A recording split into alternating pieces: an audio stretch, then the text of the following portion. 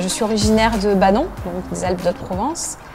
Je suis partie à Paris, puis à Monaco et à Nice pour les études et le travail. J'ai travaillé dans le domaine de la mode. Je suis également originaire des Alpes d'Haute-Provence, je suis manosquin. J'ai passé une petite vingtaine d'années avant de partir effectivement à Paris, puis à Nice. Mon parcours, c'est une dizaine d'années dans le négoce de matériaux, puis dans les revêtements de sols sportifs. Donc j'ai fait du gazon synthétique un peu partout en France.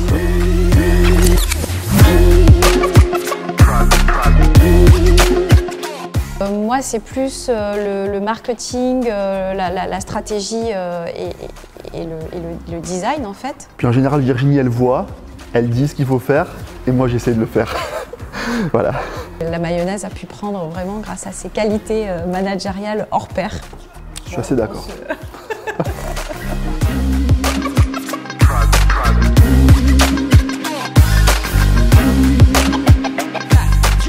Alors Ephrem Fusion, c'est une manufacture de four à bois qui existe depuis plus de 45 ans puisque ça a été créé en 1975 par Alain Ephrem et son père André Ephrem.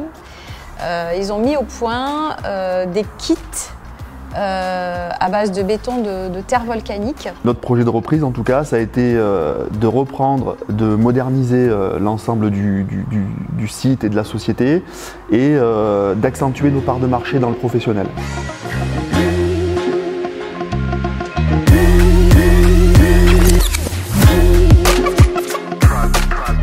Comment on devient entrepreneur, c'est une question aussi d'opportunité, de rencontre. Et effectivement de conviction, de vouloir mener à bien quelque chose, de prendre le risque pour le faire.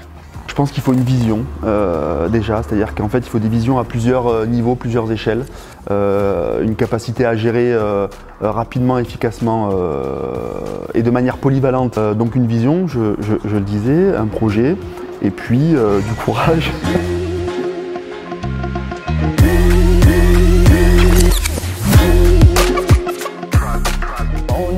On est dans une Provence qui est restée confidentielle, mais c'est une Provence rurale, hyper authentique. Je pense qu'il y a vraiment des opportunités croissantes. Puis il y a aussi une notion d'entraide, de relation qui est extrêmement forte. Ce territoire, c'est un territoire d'accueil extraordinaire. Il fait super bon vivre et vraiment l'entrepreneuriat, il a toutes ses raisons d'être ici.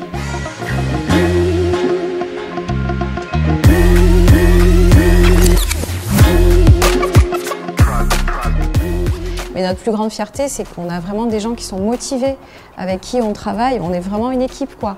Et ça, c'est super important. On rencontre du monde, on embauche des gens. La boîte faisait un certain chiffre d'affaires, avait 5 ou 6 équivalents temps plein. On est à peu près 2 fois plus aujourd'hui. C'est probablement la plus grande fierté.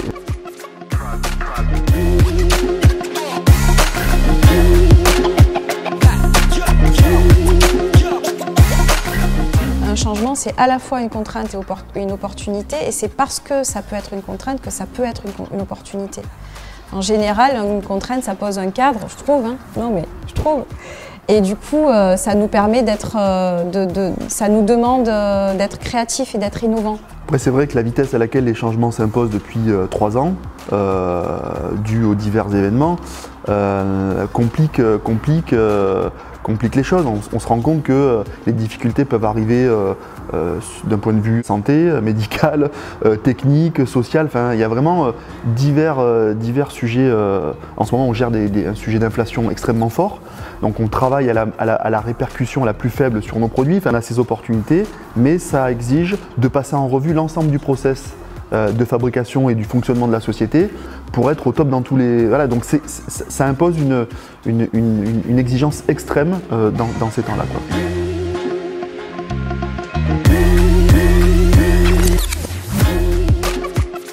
toute la partie agricole, en fait, on a implanté une centaine de fruitiers justement pour en faire une zone en permaculture qu'on va faire par étapes. De transformer le lieu en tiers-lieu avec un atelier culinaire centré sur la cuisson au feu de bois. Cet atelier de formation, cette cuisine, ce grand atelier culinaire, va nous permettre de présenter et de faire tester nos nouveaux modèles. Nos clients sont demandeurs, ils ont envie de venir, de passer du temps, de nous rencontrer.